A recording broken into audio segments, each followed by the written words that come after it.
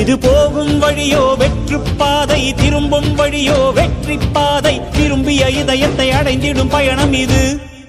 கடல் தாண்டும் பறவைக்கெல்லாம் வழியில் மரங்கள் கிடையாது. ஆனாலும் கண்டம் தாண்டும் சிறகுகள் வலிக்காது. மலையேறும் எறும்பின் கால்கள் வெயிலை மிதித்து உடையாது. மனதோடு காதல் வந்தால் மனிதா தடையேது.